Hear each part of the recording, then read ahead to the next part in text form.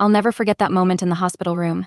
The steady beep of monitors filled the silence as I lay there, my body held together by what felt like a million pieces of medical equipment. Then I heard his footsteps, heavy, angry, determined. Mark, my husband of 8 years, hadn't visited me once since the accident 3 weeks ago. But now, here he was. "You've done it this time, Sarah," he spat out, waving a stack of papers in his hand. Even through my pain medication haze, I recognized them hospital bills. My heart started racing, making the monitor beep faster. "Do you have any idea what this is going to cost us?" I tried to shift in my bed, wincing as pain shot through my broken pelvis. "Mark," I hit black ice. It wasn't my fault the words barely left my mouth before his fist slammed down on my bedside table, making me jump. "Wasn't it your fault?" His voice rose, eyes wild with a rage I'd seen too many times before. "Nothing's ever your fault, is it, Sarah? I'm drowning in debt and you go and pull this stunt." My throat tightened. Drowning in debt? What was he talking about? As far as I knew, we were financially secure. I managed our household budget carefully from my HR manager's salary, and Mark's tech consulting business was doing well, at least. That's what he always told me. "What debt, Mark? What are you talking about?" I asked, my voice trembling. That's when he lost it. His face turned red, veins bulging in his neck. Before I could react, his fist connected with my already broken ribs. The pain was explosive, stealing my breath. "I'm Sarah Mitchell, 38 years old, mother to 5-year-old twins Emma and Ethan. From the outside, we probably looked like the perfect modern family, successful careers, a beautiful home in Seattle's tech corridor, and adorable kids. I met Mark at a tech industry conference 6 years ago, where his charm and ambition swept me off my feet. Back then, I thought I was living a dream. I never imagined I'd end up here, lying in a hospital bed, watching my husband's fists clench for another blow. But sometimes life's worst moments become turning points. This is the story of how my accident exposed the truth about my marriage, and how I found the strength to save myself and my children. Mark and I first met at the Seattle Tech Summit in 2018. I still remember that day clearly. I was giving a presentation on building inclusive workplace cultures, and he sat in the front row, asking thoughtful questions that made me feel like the smartest person in the room. After the session, he waited to talk to me, his blue eyes sparkling with interest that seemed genuine. "Your perspective on corporate culture is fascinating," he said, handing me his business card. "I'd love to get your insights over coffee." Something about his confidence, the way he carried himself in his perfectly tailored suit, made my heart skip a beat. Looking back now, I should have noticed how he kept steering the conversation toward money and status. Our first date turned into 5 more that week. Mark was charming, attentive, and seemed to understand my ambitions perfectly. "You're different from other women," he'd say, making me feel special. "You actually understand the tech world." Within 3 months, he was talking about our future together. By 6 months, I was wearing his ring. The wedding was exactly what Mark wanted, lavish, with over 300 guests, many of them potential business contacts. I didn't mind. I was too in love to see how he turned every moment into a networking opportunity. My parents worried it was too fast, but I assured them I knew what I was doing. "Mom, Dad, I'm sorry I didn't listen." Everything changed when I got pregnant with the twins. Mark was thrilled at first. He loved the idea of having 2 babies at once, saying it was efficient, but as my pregnancy progressed, he became increasingly controlling. It started small, commenting on my eating habits, questioning my doctor's appointments, insisting I cut back my work hours for the baby's sake. "You don't need to work so hard," he'd say, massaging my shoulders while I reviewed quarterly reports. "I can handle everything. Just focus on our family." His words sounded caring, but there was always an edge to them, a subtle pressure I couldn't quite name. Emma and Ethan were born on a rainy Tuesday in March. They were perfect: Emma with her curious eyes, always watching everything, and Ethan with his infectious giggle. Mark seemed proud, showing off photos to clients and colleagues. But at home, he was different. The baby's crying irritated him. He started staying late at the office, claiming he needed to make up for all these new expenses. I tried to keep everything running smoothly. During my maternity leave, I created spreadsheets to track the twins' schedules, hired a part-time nanny so I could return to work, and maintained my HR director position just with slightly reduced hours. I thought I was managing everything well, but Mark's criticism grew. The nanny costs too much, he'd complain, even though we could easily afford it. "Can't you handle things yourself? Other mothers do." Or he'd question every purchase: another outfit for the kids. "They'll outgrow it in a month." Meanwhile, he never hesitated to buy himself new golf clubs or upgrade his car. I started walking on eggshells, trying to anticipate his moods. Good days meant he'd play with the twins, shower me with compliments, and talk about our bright future. Bad days meant silent treatments, slammed doors, and cutting remarks about my parenting or work performance. I told myself this was normal, just the stress of having young children and demanding careers. Looking back, I can see all the red flags I ignored. The way he gradually isolated me from friends, saying they were jealous of our success, how he insisted on managing our investments because finance is complicated, honey. The subtle put-downs are disguised as jokes at dinner parties, but I was too focused on keeping our perfect image intact to admit something was deeply wrong. The truth about Mark's gambling started unraveling on a quiet Sunday morning. The twins were playing with their blocks in the living room when my credit card was declined at the grocery store. Embarrassed, I tried another one, the same result. Standing there with a cart full of groceries, I felt my cheeks burn as I made excuses to the cashier. Must be a system error, I mumbled, but deep down, something felt terribly wrong. All our cards were joint accounts that should have had plenty of money. I clearly remember driving home, my hands shaking on the steering wheel, while the twins chatted happily in their car seats, oblivious to my growing panic. When I confronted Mark that evening, his reaction chilled me to the bone. "You're overreacting," he snapped, pacing our kitchen like a caged animal. "I made some investments that didn't pan out. It happens." But his eyes wouldn't meet mine, and his hands kept fidgeting with his phone.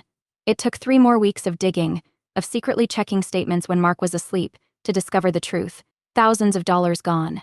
Transfers to offshore betting sites, cash withdrawals at casinos, credit card cash advances with massive interest rates. Our savings had vanished into a black hole of gambling debts. "I can explain," Mark said when I finally showed him the evidence. His voice took on that smooth, convincing tone I'd once found so charming. "It's just temporary. I have a system. One big win and we'll be set for life." But this time, his words rang hollow. The gambling was just the beginning. As our financial situation deteriorated, so did Mark's behavior. He started tracking my every movement through my phone's location settings, claiming he was worried about my safety. He questioned every purchase, every conversation, every minute I spent at work. "Who were you talking to for so long?" he demanded when I came home late from the office. "Why do you need new work clothes? Are you trying to impress someone?" His jealousy and paranoia grew alongside our mounting debt. I started hiding money, small amounts from my paychecks, deposited it into a secret account my sister helped me open. Every time Mark's anger flared over a lost bet, I'd add a little more, telling myself it was for the twins' future. Emma and Ethan became experts at reading their father's moods, tiptoeing around the house when his face had that certain look. "Mommy, why is Daddy always mad?" Emma asked one night as I tucked her into bed. My heart broke seeing the worry in her little eyes. "Sometimes grown-ups get stressed," I explained, smoothing her hair. "But it's not your fault, sweetie." I promised myself that night that I had to find a way out, but I felt trapped. The final straw came when I discovered Mark had taken out a second mortgage on our house without my knowledge. Somehow, he'd forged my signature. When I confronted him, his rage was terrifying. "You think you're so perfect," he shouted, throwing his phone across the room. "I did this for us. Everything I do is for this family." That night, as I lay awake listening to Mark's heavy breathing beside me, I started planning. I updated my resume, researched apartments, and looked into legal aid. I knew I had to be careful. Mark checked our bank statements obsessively now, but I never got the chance to execute my plan. 3 days later, hitting that patch of black ice changed everything. The day of the accident started like any other. I dropped the twins at kindergarten, their matching lunchboxes swinging as they ran to join their friends. "Love you, Mommy," they called out in unison. I had no idea it would be weeks before I'd hear their voices again. The roads were slick that morning. Seattle's winter had been brutal, with temperatures dropping below freezing for days. I was heading to an early meeting, mentally rehearsing my presentation about quarterly retention rates when it happened. One minute I was driving carefully down Madison Street, and the next weightlessness. They told me later that my car hit a patch of black ice, spun 3 times, and slammed into a concrete barrier. I don't remember the impact. What I do remember is the cold, bone-chilling cold seeping through my broken driver's side window. And the pain. God, the pain was unlike anything I'd ever felt. Through the haze, I heard voices. Sirens. Someone saying, "Stay with us." Ma, a paramedic's face was swimming in and out of focus, asking questions I couldn't answer. The sound of metal being cut away from around me. Every movement sent shockwaves of agony through my body. I woke up 3 days later in the intensive care unit. The doctor's words floated around me like fragments: broken pelvis, multiple rib fractures, internal bleeding. Lucky to be alive, my phone lay on the bedside table. The screen cracked but lit up with messages. Dozens from work, my parents, my sister. None from Mark. My team from work rallied immediately. Linda, my assistant, took over my projects and organized a schedule for picking up and caring for the twins. My parents flew in from Phoenix to help. But Mark? He sent a text: "Can't leave work. Deal with insurance." That was all. Kane. Days turned into weeks. The twins visited with my parents, their small hands careful when they hugged me, their eyes wide with worry. "When are you coming home?" Mommy Ethan would ask. I'd smile through the pain, promising it would be soon, all while wondering how I would pay for any of this. It wasn't until week 3 that I discovered the truth. The insurance had lapsed. Mark hadn't paid the premiums for months. Every penny I'd so carefully budgeted for emergencies was gone. And that's when Mark finally decided to make his appearance at the hospital, leading to the moment that would change everything. That confrontation in my hospital room felt like a scene from a nightmare. After his first punch to my ribs, I reached for the call button, but Mark knocked it away. His face was contorted with a rage I'd never seen before, even during his worst gambling losses. "You ruined everything," he snarled, looming over my bed. "Do you know what these medical bills will do to me? They're garnishing my wages." The fear coursing through me was primal. I was trapped, my broken body unable to defend itself. "The kids need their mother," I gasped, trying to reason with him. Wrong move. Mark's laugh was cold, empty of any warmth. "The kids? Do you think you can take care of them like this? You're pathetic, Sarah. Lying here, expecting everyone to clean up your mess." I saw his fist rise again, but before it could land, my room's door burst open. Linda, my assistant, stood there with a coffee cup frozen halfway to her mouth. Behind her, my day nurse Jessica took in the scene in an instant. "Security," she shouted down the hallway, already moving toward my bed. Mark tried to switch personalities, instantly the charming mask sliding back into place. "Just a heated discussion," he said smoothly, stepping back. "My wife is confused about the medication," but Linda had her phone out, recording everything. Smart, brave Linda, who'd always seen through Mark's facade. 2 security guards arrived within seconds. "Sir, step away from the patient," one ordered, moving between us. Mark's mask slipped again, rage flashing across his face. "This is a private matter," he spat. "She's my wife." "Not for long," I found myself saying, my voice stronger than I felt. The words hung in the air between us, and I watched the realization dawn in his eyes. This was at the moment I finally stood up to him. Even lying broken in a hospital bed, I was done being his victim. As security escorted Mark out, his threats echoed down the hallway. "You'll regret this, Sarah. You're nothing without me." But for the first time in years, his words didn't cut into me. Instead, they strengthened my resolve. Jessica was already checking my vitals, her movements gentle but efficient. "We're going to document everything," she assured me. "And Mrs. Mitchell? Some people can help." She shared a knowing look with Linda, who was already making calls. Everything moved quickly after Mark's assault. Jessica, my nurse, photographed the fresh bruising around my ribs while Linda called not just the police, but also a domestic violence advocate she knew. Within hours, my hospital room transformed into a kind of command center for my escape. Karen, the advocate, arrived with a gentle smile and eyes that had seen too many stories like mine. "First things first," she said, pulling up a chair. "We need to get a protection order in place for you and the twins." My heart clenched at the mention of my children. They were safe with my parents, but for how long? "Mark will fight for custody," I whispered. "The thought terrifies me." Karen nodded, understanding. "That's why we document everything. The hospital assault, the financial abuse, the gambling, all of it. Your friend Linda's video is already powerful evidence." The police took my statement, their faces grim as I detailed not just the hospital attack, but years of emotional and financial abuse. One officer, a woman named Detective Torres, stayed behind after her partner left. "My sister went through something similar," she shared quietly. "She made it out. You will too." My parents brought in a lawyer, Rachel, who specialized in domestic violence cases. She spread papers across my adjustable hospital table, explaining each step. "We're filing for emergency custody," she said, her voice confident. "With the documented assault and Linda's video, we have a strong case." The next few days were a blur of legal documents, police reports, and quiet planning. My sister Jennifer flew in to help our parents with the twins. My coworkers set up a rotation, ensuring someone was always with me in the hospital. Mark tried calling repeatedly, alternating between threats and tearful apologies, but I stayed strong. "You don't have to listen to those messages," Karen advised. "We're saving them all as evidence." She helped me create a safety plan for when I'd eventually leave the hospital. New phones, new bank accounts, new emergency contacts. Each step felt like laying the foundation for a different life. The hardest part was explaining things to Emma and Ethan during their visits. "Daddy did a bad thing," I told them gently. "So for now, we're going to live with Grandma and Grandpa." Their little faces were confused, but they seemed to understand more than I expected. "Is that why you're sad sometimes?" Mommy, Emma asked. "Because of Daddy's bad things." The courthouse felt massive on the day of our hearing.